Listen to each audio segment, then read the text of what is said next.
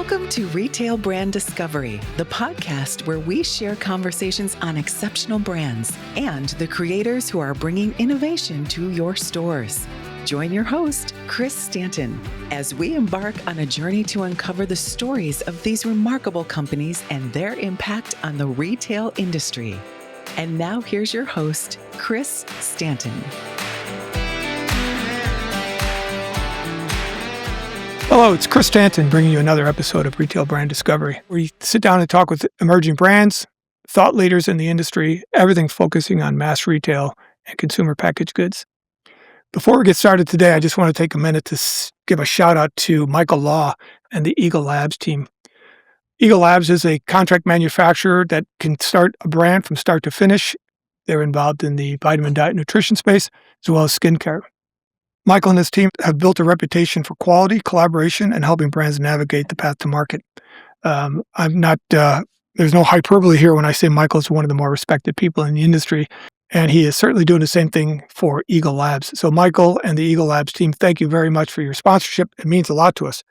So having said that, I'm excited to bring in normally I would say my next guest, but today you're getting a 2-for-1. I'm going to bring in two people that you probably all know. You've worked with them at some point or another in the industry. The podcast today is with Road to Retail, and we're going to be talking with Tracey Priest and Bruce Montgomery. So rather than me tell their story, I'm going to ask my engineers to bring them in and say a quick hello, guys. Hello, Chris. Hello there. Thank you for having us on the show today. We really appreciate it and look forward to speaking to you. All right, so we've got a little bit of time. I don't go as long as you guys do, so I hope we can get this done in the time that lets us communicate all we have to say about Road to Retail. So, Bruce, let's start with you. Give me a little bit of your background. Thanks, Chris. Well, Tracey and I have both been in the CPG business for a little over 30 years, so we're now those guys talking about how long we've been doing this.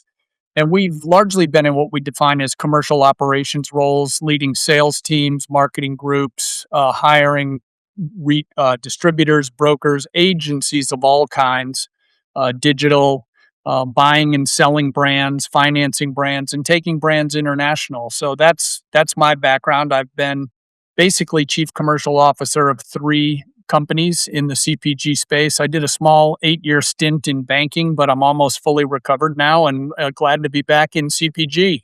Right. Do you mention the companies you worked for, the 30 years, or because I know that you've worked for some... Tracey and I met at Miles, which was the U.S. version of Bayer, and then it became Bayer again through an acquisition.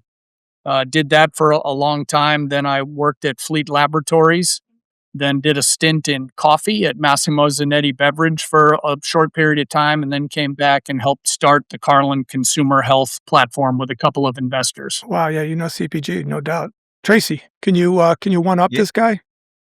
No, I absolutely cannot. But I've been doing this for 30 plus years as well, mostly in sales. Started the first half of my career in corporate America, starting out with the Quaker Oats Company, also Tropicana, Borden, so some big brands, and then I worked at Bayer Consumer Care, as Bruce said. I ran trade marketing and the NASCAR program for Bayer for several years, and then really have been on my own consulting with various companies and with various brands throughout the years. And 3.5 years ago, Bruce and I connected during COVID and started the Road to Retail podcast. And as we say, the rest is history. Having this conversation where we just started, I wish if AARP, if you're out there listening, this sponsorship is available. Well, I just had Ensure, so I'm okay for at least 20 minutes until my glycemic index crashes again. All right, let's go back here, Bruce. Tell me, what is Road to Retail about? Oh, great. So as Tracey said, we started this kind of on a lark during COVID, and he called up and said, want to do a podcast? And I said, what? And I said, yeah, I listened to basketball and investing podcasts. And he said, what would we, I said, what would we talk about? He goes, well, how many of the brands you work with ask you the same questions? I said, all of them. He said, how many of the brands you talk to have the same challenges and opportunities? I said, all of them. So he said, why don't we start there? So what we try to do is we try to focus on helping emerging small and challenger brands intelligently build their business. And we do this in a couple of ways. We do episodes based on Tracey's and my experience, how to get a meeting, what goes into a presentation, how do you match your brand with a retailer. We also started the show by interviewing a little bit over a dozen buyers from some of the biggest retailers in the country and asked them, what do you look for in a brand? What's the perfect presentation? What irritates you? What do you like? So that was a bit of a genesis to get brands to talk to us. So we put these people on the shows, founders and leaders. We also bring on the show all the subject matter experts that can help these brands grow, whether it's digital marketing agencies, third-party logistics, contract manufacturing firms like Michael Laws, brokers, distributors, investors, investment bankers that help brands sell. We try to bring all these parties that can help a brand grow to one place. And, we just dropped episode 163 this week. And as you know, Chris, because you're in the business too, only like 1% of podcasts get to episode 20, and the vast, vast majority never get to episode 3. So you're scaring me a little bit. I'm only at episode number 13, I think. So you're okay. If you get 7 more, you're home free, brother. Well, we got 2 right here, so I'm going to count this as 2. So yeah, the other thing we've done is through the years of doing this, we had a lot of brands ask us if we could help them with certain things. So we've put together a small suite of offerings where Tracey and I help these brands. We'll help them to develop a go-to-market strategy. We'll help them develop their sales presentation for an initial pitch or a line review. We make industry expert introductions to people like Michael Law, NPG, the Emerson Group, Retail and Response. And then lastly, we have a service we call CPG 911, which is for a very low monthly fee. We're on the other end of the phone when something weird happens. This retailer is telling you your velocity is terrible and you're going to get discontinued. Or I just had a person quit. Do you know a good headhunter? So we just kind of help people there. It's great. I love the 911 thing because I don't think, unless you get the word out there, I don't think people can fully understand how valuable that could be because it's kind of a free service that you offer at some point. But like you said, you were deferring to Tracey, and I want to do the same thing.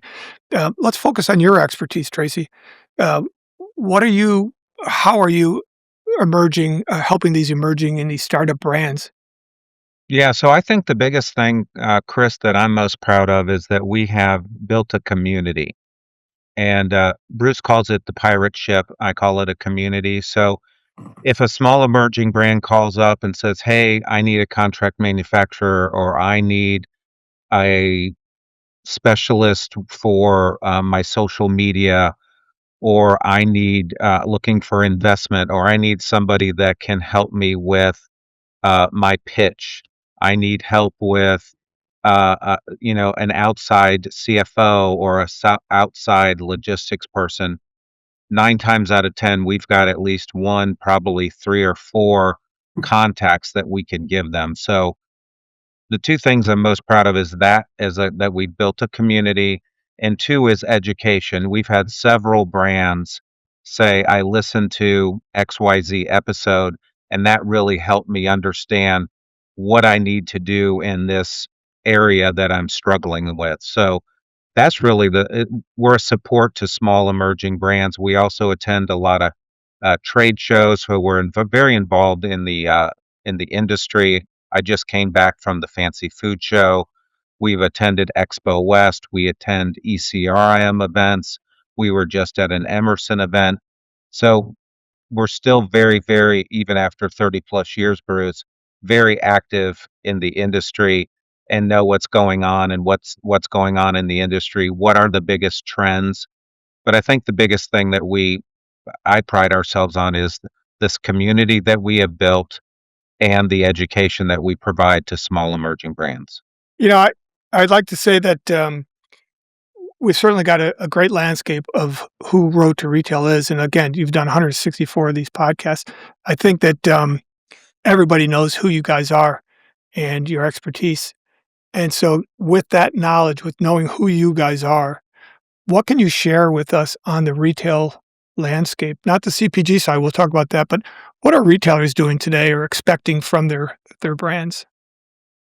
So I'll take this first, Chris, and it may bleed into what the brands need to do. So a lot of retailers um, working through, say, ECRM events, you'll see these things that XYZ retailer is calling for innovation. And I think that's great. And Tracy and I love it when we see that. I think one of the things that people need to be aware of, especially the brands, is a lot of these retailers profess that they want to be a home for emerging brands and innovation, but not all of them really support it.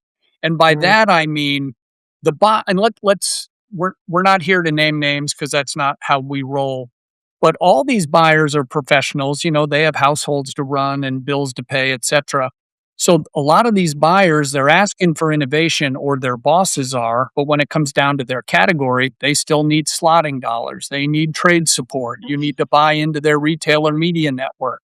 The velocity hurdles are no lower for an emerging brand than they might be for a brand launched by Nestle or Procter and Gamble. So one of the things Tracy and I coach these brands on is you got to make sure you're a real match to the retailer you're talking to. And then you have to ask up front, like, how's the paper going to be graded? Because in our interviews with retailers, they say, guys, do you know how many times we get to the end of a meeting and I don't even know what this brand wants? Or they didn't even ask what the velocity hurdles were. And none of this is secret. As you know, Chris, you just got to ask. And that's where people like the three of us can be helpful.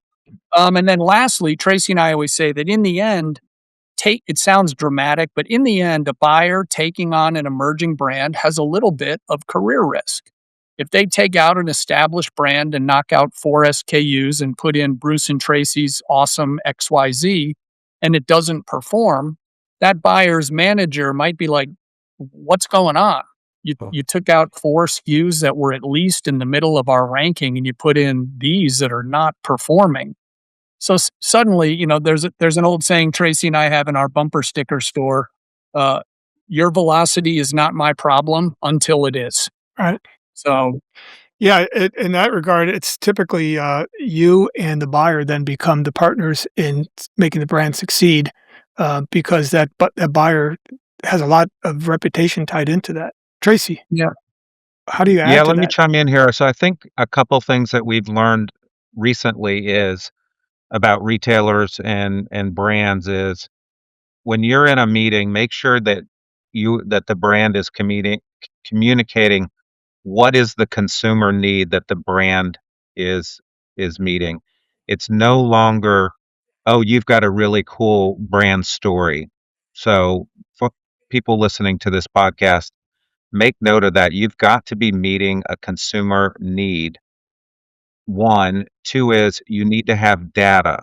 So do you have direct to consumer data that says, this brand is selling? We heard from a strategist on social media when we were at the Emerson event that said buyers are now asking, what is your TikTok strategy? Right. Because TikTok is being used by consumers to find brands and then they'll go buy it on Amazon or the website. So you've got to be meeting a consumer need. You've got to have some kind of sales data that says that this is viable. And then, what trends are you really addressing? So I think those are important things for a brand listening today that they should be aware of. Yeah, I think you're hitting on an important point, and that is the question isn't, look how great this product is, or here's the story behind why I created it. The retailer wants to hear that, but I wouldn't lead in my first appointment with them with that story. I would lead with them saying, here's the problem that we're solving to drive consumers into Yeah. your stores, right? yeah, Yeah, Chris. what you don't want to say to a buyer is, "Hey, I sell out every Saturday at the farmers market. This is my grandma's cookie recipe, and my whole family loves it." That Yeah, used to be okay, but it's not anymore. I don't even think those people would get an appointment today. No, No. and Chris, if I may, a couple of other things that the brand should keep in mind, which are not sexy but important, is the retailer's wondering, is your supply chain viable and stress tested? Because the only thing a retailer doesn't like more than the only thing a retailer hates more than a product that doesn't sell is one that doesn't ship. Do you have backup suppliers? If you have an unusual ingredient, do you have more than one source of supply? Do you have cash to drive demand and have a demand plan? Don't expand too fast. I mean, Tracy and I have seen these people. XYZ retailer wants me in 2,000 stores. Okay, how about 400? Work out all the bugs and nail it, because expanding is easier and more exciting than the blood all over the floor of discos, returns, and failure. So those were just a couple of other things. And then last point is we heard from buyers when we interviewed them. They said, lots of times brands will come to me and they'll want an appointment to talk about getting in, and their brand is just a terrible match to our store. They've done a terrible job matching our shopper to the demos of their brand. So just because a buyer gives you a meeting doesn't mean it's a great place for your brand. They're paid to have meetings. Yeah. And, indications here is that we're talking about companies that, frankly, they're not even ready for retail just yet. They're probably better at these farmers markets that you were just talking about a second ago. So, when we talk to this emerging brand that is having some success, that is growing, that does have distribution, who do you think is doing it really well in terms of, if you want to name names on the CPG side or on the retail side, what companies are doing really well, bringing in emerging brands? I think a couple people come to mind. I think Target is doing a great job, even though they've had their challenges. I think every retailer has had their challenges. I think Walmart, if you've been into their new stores, they're really upping their game in health and beauty. So I think that's something to be aware of. Another thing I'll mention today, I don't know if anybody has seen it yet, but Kroger purchased Giant Eagle, so there's Mhm. still consolidation coming on in retail. I was at a panel the other day at Fancy Food actually, and Earth Fare was there, and a couple other retailers. I think Sprouts is another one that's really driving innovation. And shout out to Brody Burke and his team with their program where they're testing brands for 90 days. I think that is Oh, it's a a good idea. really smart approach. So yeah, I think those are just a couple to mention. Yeah, I'd add two more of the more traditional set. Chris, is I think Meyer does a good job. Sure. Yeah. And I really like the way Hy-Vee has embraced emerging brands and them getting involved. Not only, I mean, they kind of used to be this sort of secret, growing big organization out in the near plain states, and now they're really raised their hand, getting more involved in things, and they've done some nice things in emerging brands. So I like seeing that. Yeah, and Mhm. we're talking, I think now almost exclusively two brands, CPG brands, and when we're talking about retailers, because I would add that HEB does a great job of it. They certainly get Absolutely. you'll find more Yeah. brands in there, especially emerging brands or family-owned brands, which is a hallmark of theirs. But I think Walmart does a great job of Yeah. emerging brands, and I think they're very fair. They're the largest retailer in the world, yet they do answer emails, they do schedule appointments, and then they do these meetings where they invite people to come in. So I think all retailers are doing it well. Some of them have their challenges, but I think we probably hit on 4 or 5 that are doing it better than some of the others. Um, let's talk a little bit about trade relations and what's going on there. You guys sit in between retailers and suppliers. You're experts on both sides, and I say that with all honesty that you guys are equally equipped to talk about retailers as you are to talk to suppliers. Um, how do brands get in front of retailers? What are some of the best ways for these emerging companies to get in front of a retailer? Well, I'll start there, Bruce. So ECRM is probably the best way, and shout out to Wayne Bennett and his team. So they have these conferences, if you want to call it, and they do it by category. There's a big center store one as an example coming up in San Diego the end of July, where they'll do several categories, and it's basically speed dating with many buyers, and you can buy 5-minute meetings, 10-minute meetings, 20-minute meetings all in one place. Go to one place and have all these, and then meet with all these retailers all at one time.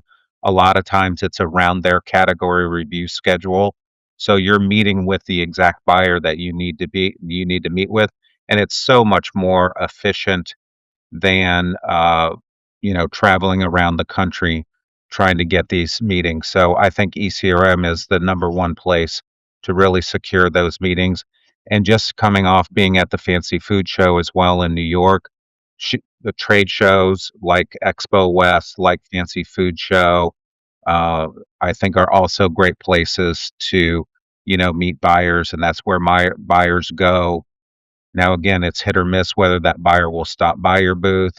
Some in bigger shows like Expo West, buyers will have scheduled a couple hours during the day, and you apply to get a meeting. And if you're accepted, you get it. So I think trade shows and ECRM, I think, Chris, really are the two biggest places where you can secure really strong buyer meetings.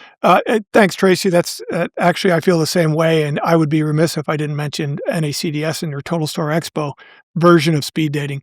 Bruce, what are you seeing out there? Well, I think it's premature, Chris, to disregard the the trade press. Yeah, In the agree. old days, they would come to our desk, and we would be very excited to learn new things. But what you're doing right here with retail brand discovery, I still think serves a big purpose. While many of these, including yours, are now digital and some are digital and print, that's still a great way to get the word out, because then people are self-selecting. If they know that they're going to go through your new episode or issue every time it hits, they're going to see things. Yep. And sometimes there's nothing more powerful than an inbound call. And I have gotten those. So people who think that you never get an inbound call, that is not true. If you catch people at the right time and your pitch is interesting and it's in a professional format, it's a great way to educate the market that you have something new. Because you can't afford to go to every trade show on the planet. You'll be bankrupt unless you're Procter and Gamble. Yeah. Yeah. Well, I appreciate your perspective, because I'm sure, no doubt, you guys have been to your fair share of trade shows over the years. I think that's actually where we first met each other. I bumped into Bruce at the NACDS annual meeting. And we'd pass each other quite a bit at that show all the time. And then when things become relevant, that's when the time is to connect. The point being, you don't have to connect every single time. You just have to be there and be ready to go, because I would say the vast majority of my relationships have all been from going to trade events, like the ones that we all Absolutely. mentioned. I also should shout out to CHPA, to Consumer Healthcare Products Yeah. Association. I know that we don't have a lot of time, but each of these trade organizations in and of themselves are critically important.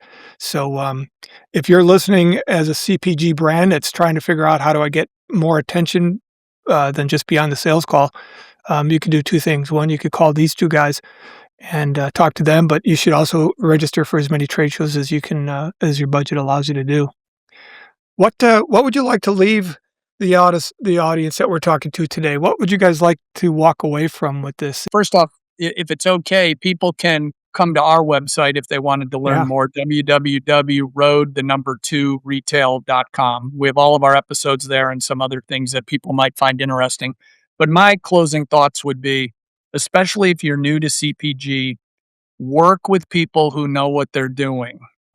Tracey and I see all these people that would rather fail for free than hire a group that really knows how to get in front of Wegmans, Yeah. HEB, Publix. They know what they're doing. And a lot of these retailers, folks, they work on their annual planning calendar, not yours. So Good you point. need to know when those category review dates are. They're all published. And if you're working with people who know what they're doing, they'll know when those are. And you have to hit those dates. They'll review shampoo one time a year. And some categories, folks, if they don't think there's enough innovation, they don't review it. They'll just skip it for a year. And then you're out cold if you were trying to save XY dollars. So that's my thing. Work with people who know what they're doing, understand retailers' calendars. It's their calendar that's important, not yours. Tracy? I was going to give Tracy the last word, but I want to ask you one question, Bruce, because you Sure. bring that up. If the category is being reviewed at certain times of the year, let's just say hair care is done in September, should a brand still be making sales calls in January, February, March? Should they still be reaching out, or should they sit back and wait? I would never miss a chance if I can interact with a customer, right? Mhm. You have to have real stuff to talk to them about. One of the things we heard in our interviews, which was a great bumper sticker, we had a senior buyer at a big retailer say, I like a meeting when I learn something I couldn't possibly know. So if you get in there, talk about some innovation, show them your latest digital campaign. If you're changing your packaging, if you're working on a new scent to use the hair care, have reasons to get in there, but don't just waste their time and show them like Nielsen data that they already know. They have armies of analysts. Tell them something real. Great. Tracy. Yeah, Tracy, can you add to that?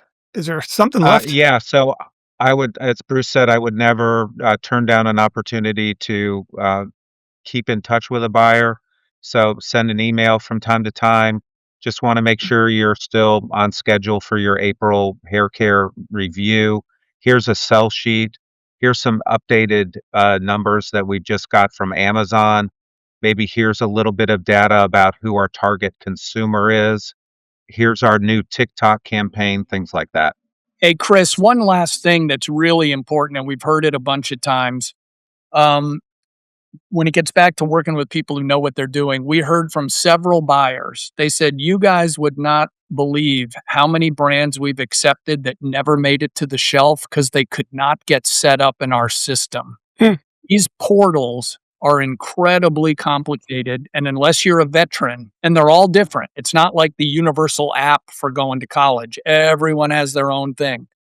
And there's people out there that specialize in just getting items set up with individual retailers. I would lose my mind if I had that job, but thankfully there's these people out there in the market that do it. But that is critical because don't be needy. We heard that from many retailers. They said, man, if I walk by and my admin is talking to the same people all the time, or my email is overflowing because Bruce keeps asking me dumb questions, you do not want to be known as needy within the Yeah. department.